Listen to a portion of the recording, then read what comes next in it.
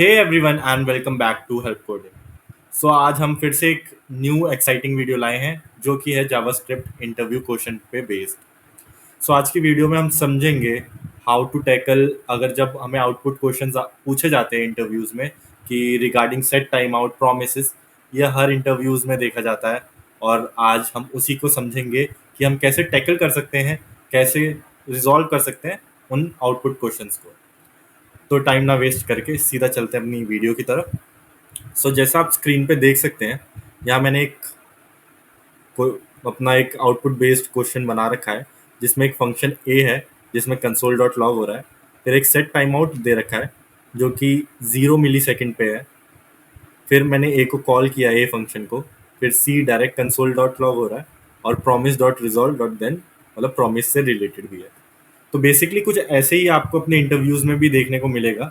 तो इसी के रिगार्डिंग हम बात करते हैं, ठीक है। तो सबसे पहले इसे एक बार रन करके देखते हैं। अगर आप वीडियो को पॉज करके खुद आंसर देना चाहते हैं ये बहुत बढ़िया होगा, और उस आंसर को प्लीज़ कमेंट सेक्शन में भी देना। तो इसे रन करते हैं। तो हमें आउटपुट आया ACDB। तो जिन्होंने ये सोचा था बहुत बढ़िया, बाकी समझते हैं।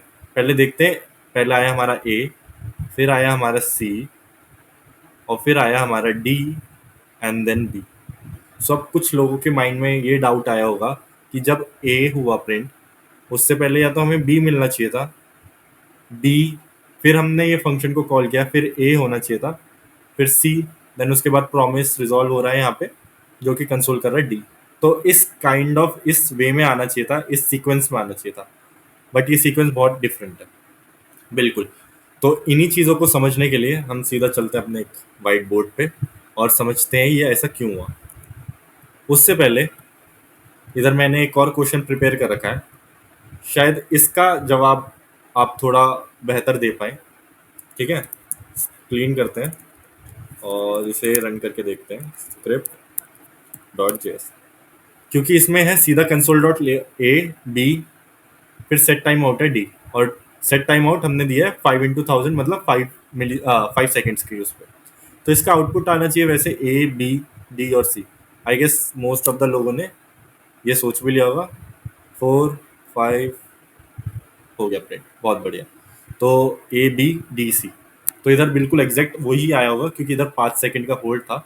तो उससे पहले हमारा डी आ गया और उसके बाद हमारा सी प्रिंट हुआ। तो इसी कोड को कर लेते हैं कॉपी एंड समझते हैं ये सेट टाइम आउट वगैरह काम कैसे करते हैं, ठीक है। इसे ले लेते हैं एक कोड ब्लॉक में, काफ़ी बड़ा हो गया, ठीक है। इस कोड को रखते हैं यहाँ पे। सबसे पहले हम समझते हैं कि हमारा जावास्क्रिप्ट काम कैसे करता है।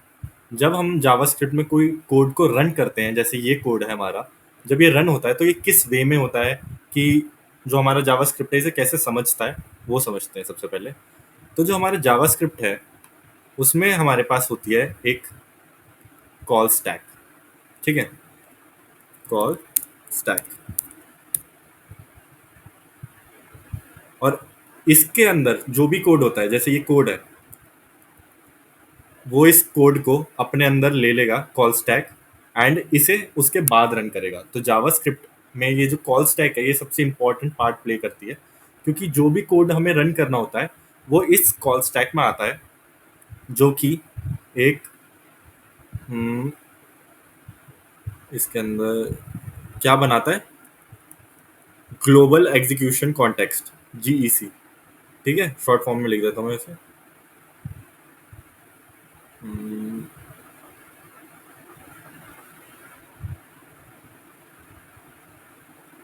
ठीक है। तो ये हमारा GEC हो गया। तो ये हमारा ग्लोबल एग्जीक्यूशन कॉन्टेक्स्ट होता है जो ये फॉर्म करता है, एंड इसी के बेसिस पे जब तक ये GEC खत्म नहीं होता, हमारा ग्लोबल एग्जीक्यूशन कॉन्टेक्स्ट इस कॉल स्टैक से खत्म नहीं होता, तब तक हमारा कोड रन करता है। तो बेसिकली जब ये कोड हमने रन करने को दिया, इसने एक ग्लोबल एग्जीक्यूशन कॉन्टेक्स्ट फॉर्म किया हमारे कॉल स्टैक के अंदर, एंड जैसे ये पूरा लाइन बाय लाइन रन करेगा एंड ये एग्जीक्यूट होता रहेगा, ठीक है। तो अब जैसे हमने ये समझा था, एक सेकेंड।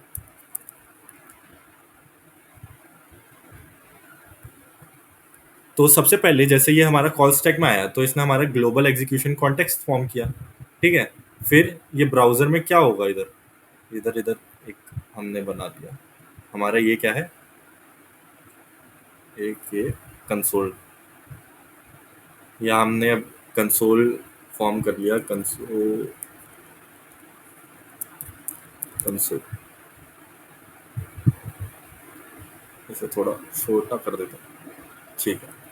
तो जैसे ही हमें पहले ए मिला, ठीक है, ये इधर रन किया होगा ग्लोबल एग्जीक्यूशन कॉन्टेक्स्ट में, और इधर आ गया हमारे पास ए, ठीक है। फिर नेक्स्ट लाइन पे गया ये, इधर आया, इधर इसने देखा कंसोल डॉट लॉग बी हो रहा है, तो इधर इसने क्या प्रिंट कर दिया, बी।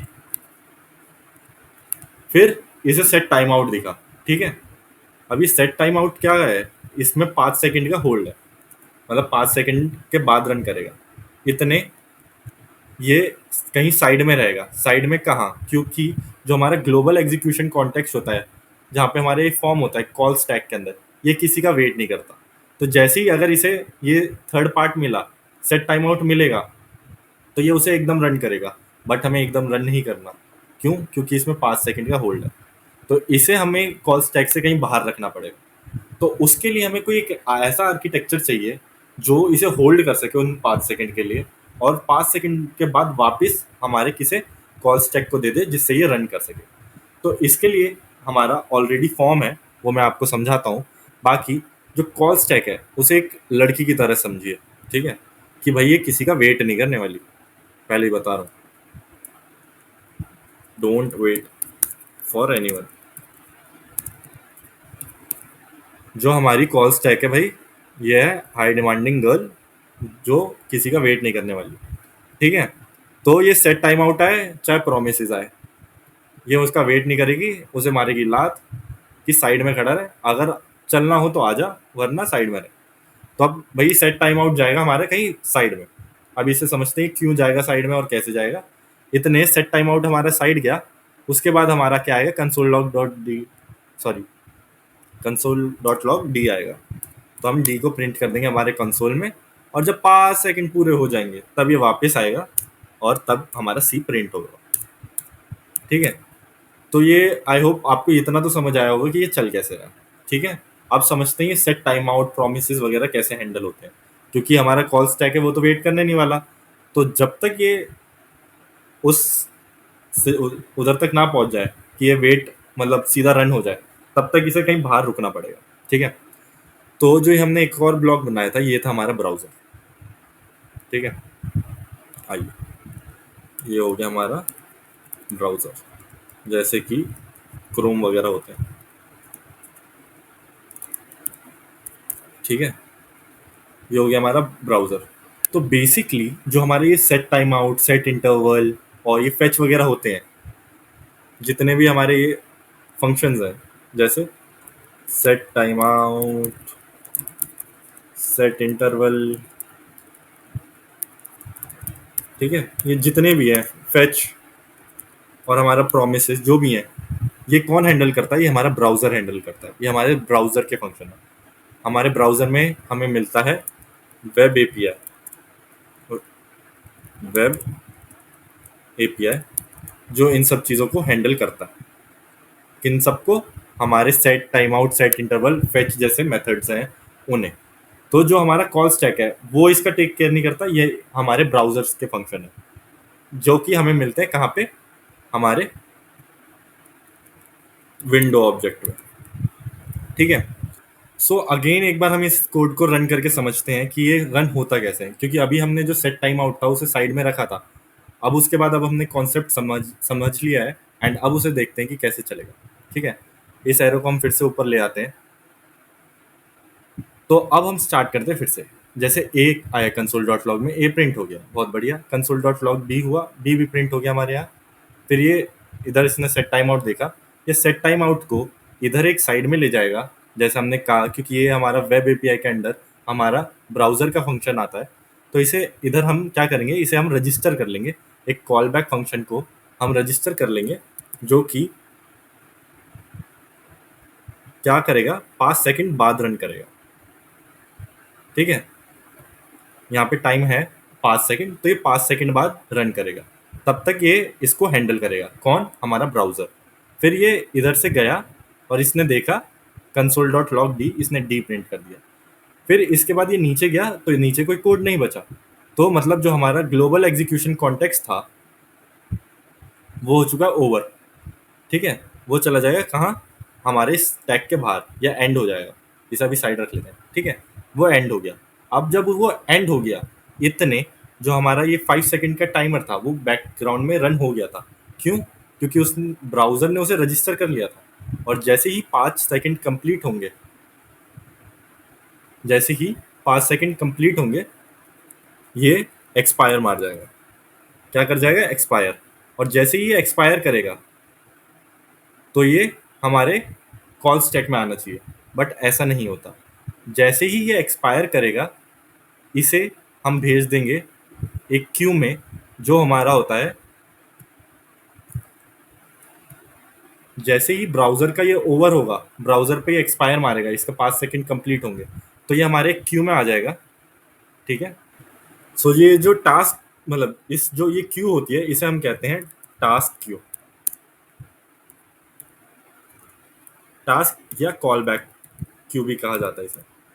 ठीक है, तो जैसे ही हमारा ये एक्सपायर करता है, जैसे ही ब्राउजर समझता है कि इसका टाइम ओवर हो चुका है, तो ये हमारे पास टास्क क्यू में आ जाता है।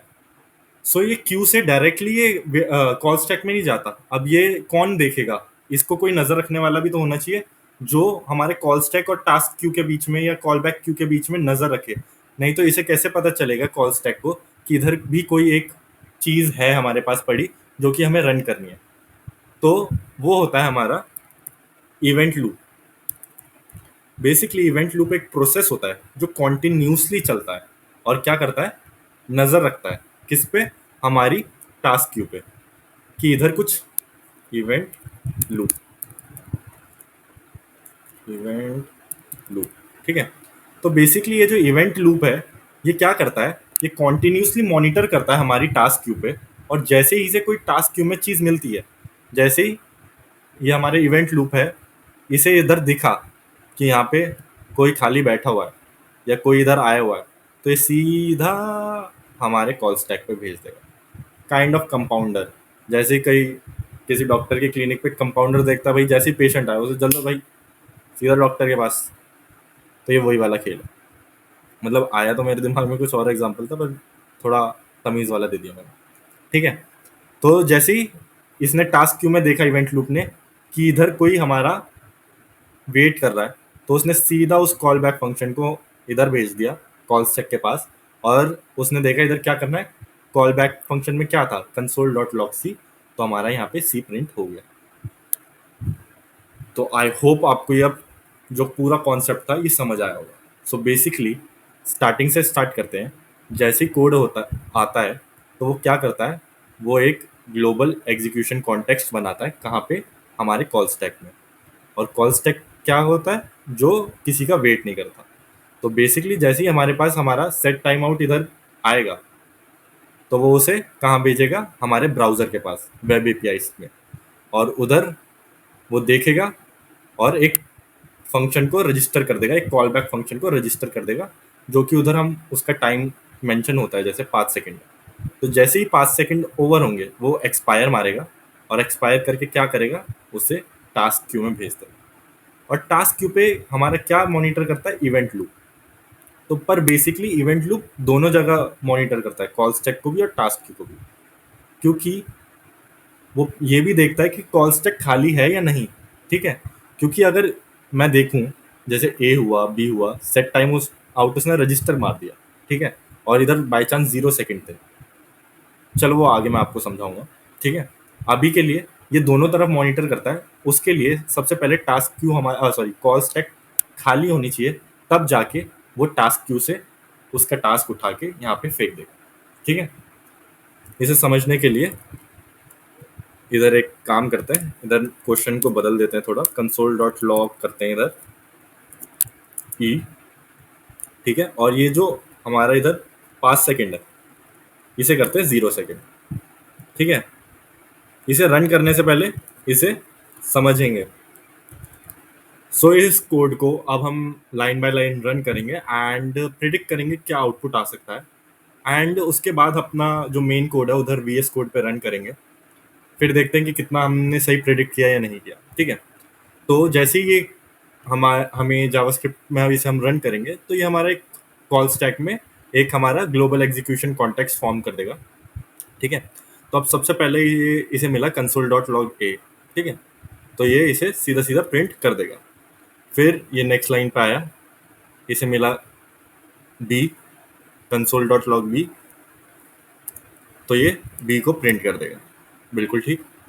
फिर ये चला हमारा, आया सेट टाइम आउट पे। तो एज अभी हमने पढ़ा था सेट टाइम आउट क्या करेगा, ये हमारा ब्राउजर का फंक्शन है।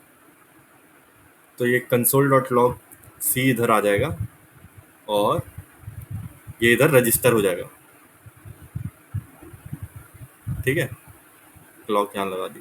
ठीक है, अब ये इधर दे रखा है 0 सेकंड पे, मतलब बिल्कुल ना, टाइम ही नहीं है। बट ये रजिस्टर हो जाएगा और जैसे ही रजिस्टर हो जाएगा वैसे ही ये कहाँ चला जाएगा, एक्सपायर करके हमारा कॉल स्टैक में। ठीक है, कॉल स्टैक में आ तो गया, बट अभी इवेंट लूप क्या कर रहा है, इवेंट लूप ने इसे डिटेक्ट भी कर लिया कि इधर हमारे टास्क में, टास्क क्यू में कुछ आया है। बट इसने दूसरी साइड भी देखा कि हमारा कॉल स्टैक में अभी हमारा ग्लोबल एग्जीक्यूशन कॉन्टेक्स्ट एग्जिस्ट करता है। तो तब तक, जब तक ग्लोबल एग्जीक्यूशन कॉन्टेक्स्ट है, मतलब कॉल स्टैक खाली नहीं है, तब तक ये टास्क क्यू से कुछ नहीं उठाएगा। ठीक है, तो ये इसे इधर ही छोड़ देगा और ये हमारी नेक्स्ट लाइन पे चलेगा जहाँ इसे मिला डी, और ये डी को इसने प्रिंट करा। फिर ये आया ई पे और फिर ये ई को इसने प्रिंट किया और ये देखा इसने हमारा कोड खत्म। तो जो अब हमारा ग्लोबल एग्जीक्यूशन कॉन्टेक्स्ट था वो हमारा कॉल स्टैक से डिलीट हो जाएगा और इसे साइड फेंक दिया। और अब हमारा इवेंट लूप देखेगा हमारा कॉल स्टैक हो चुका है खाली, और अगर खाली हो चुका है तो इसमें जो भी टास्क क्यू में हमारा पड़ा होगा वो आएगा हमारा कॉल स्टैक में। और कॉल स्टैक में उसने देखा ये क्या कर रहा है, ये हमें प्रिंट करके दे रहा है कंसोल डॉट लॉग सी, तो ये हमें सी प्रिंट कर देगा। ठीक है, आइए एक बार चेक कर लेते हैं। हमारा प्रिडिक्ट जो हमने किया आउटपुट वो है ए बी डी और ई और उसके बाद सी। ठीक है, आओ इसे करते रहे। तो हमारा आउटपुट आया A B D, A B D, E और सी, ई और सी, बिल्कुल सही। सो आई होप आपको ये कॉन्सेप्ट और इसका आर्किटेक्चर समझ आ गया होगा। बट अभी ख़त्म नहीं हुआ, एक लास्ट एग्जांपल जिससे आपको हर एक चीज़ क्लियर हो जाए। ठीक है, तो अब हम क्या करते हैं, इस कोड को एज इट इज़ रखते हैं। हम इधर एक बनाते हैं एसिंक फंक्शन, एसिंक फंक्शन बनाते हैं जिसमें क्या करते हैं, गेट डेटा, और इसमें हम क्या करते हैं, रिटर्न करा देते हैं 1। ठीक है, और इसे सेट टाइम आउट के बाद कॉल करेंगे। तो गेट डेटा डॉट देन, और जैसे ही हमें मिला हम इधर क्या करेंगे, console dot log data received. ठीक है, परफेक्ट। अब एक बार इसे रन करने से पहले इसे हम अपने आर्किटेक्चर के थ्रू समझने की कोशिश करते हैं, क्योंकि इसमें हमने एक नई चीज़ ऐड करी है जो कि हमारे प्रोमिसेस है और एसिंक फंक्शन है। ठीक है, उससे क्या चीज़ चेंज हो सकती है, क्या नहीं चेंज हो सकती, वो देखते हैं। इसे थोड़ा नीचे ले आते हैं, इसे तो डिलीट, इस सी को भी हटाते हैं। ठीक है, कंसोल खाली, हमारे कॉल स्टैक को भी करते हैं खाली। इसे, ये जो रजिस्टर हो रहा है इसे हटाते हैं। अभी हम बिल्कुल नया कोड रन करेंगे एंड देखेंगे। ठीक है, अपने एरो को ले लेते हैं सबसे ऊपर। तो अब हमारा फिर से हमने कोड रन किया, हमारा एक ग्लोबल एग्जीक्यूशन कॉन्टेक्स्ट फॉर्म हुआ कॉल स्टैक में, और रन कहाँ से होगा, यहाँ से, क्योंकि ऊपर का एक फंक्शन है। बिल्कुल, तो कंसोल डॉट लॉग ए मिला, उसने ए प्रिंट करा, फिर वो गया दूसरी लाइन पे, उसे बी मिला, फिर वो गया तीसरी लाइन पे जो कि है सेट टाइम आउट, और सेट टाइम आउट में उसे क्या मिला, हमारा कंसोल डॉट लॉग सी, उसे करेंगे कॉपी, उसे यहाँ करेंगे पेस्ट, और ये हमारा टाइमर चालू हो गया क्योंकि उसने करा उसे रजिस्टर। ठीक है, और ये एक्सपायर मार जाएगा तो ये कहाँ चला जाएगा, हमारा टास्क क्यू में। ब्राउजर पे उसने रजिस्टर किया, उसके बाद 0 सेकंड के अंदर ही वो एक्सपायर मार गया और हमारे टास्क क्यू में आ गया। बिल्कुल ठीक। अब हमें पता है इसका तो एज इट इज है। फिर नेक्स्ट, अब है हमारा गेट डेटा डॉट डन। अब हमारे प्रोमिसेस, अब जो हमारे प्रोमिसेस होते हैं वो भी हमारे किसका पार्ट होते हैं, हमारे ब्राउजर का ही पार्ट होते हैं। जो हमारा वेब एपीआई है उसी के अंडर फॉल करते हैं। ठीक है, तो अगर प्रोमिसेस भी इधर ही हैं तो एज जो हमारा सेट टाइम आउट के साथ हो रहा था, ये भी क्या होगा, रजिस्टर होगा। बिल्कुल ठीक। बट इधर एक अलग सिचुएशन है, ये इधर क्या, रजिस्टर। बिल्कुल ठीक। बट अब आप कहोगे अब सेट टाइम आउट के बाद फिर टास्क क्यू में हमारा कंसोल डॉट लॉग ये वाला डेटा रिसीव्ड वाला जाना चाहिए। बट ऐसा नहीं होता। क्यों? क्योंकि जो प्रोमिसेस हैं उसके लिए हमारे पास एक अलग क्यू होती है। एंड आई प्रॉमिस ये हमारी लास्ट क्यू होगी। ठीक है, इन सबको थोड़ा ऊपर करते हैं और ये हमारी एक नई क्यू बनी। घड़ी को थोड़ा साइड, और ये हमारी नई क्यू बनी और इस क्यू का नाम है माइक्रो टास्क क्यू। क्या है क्यू? Micro task Q.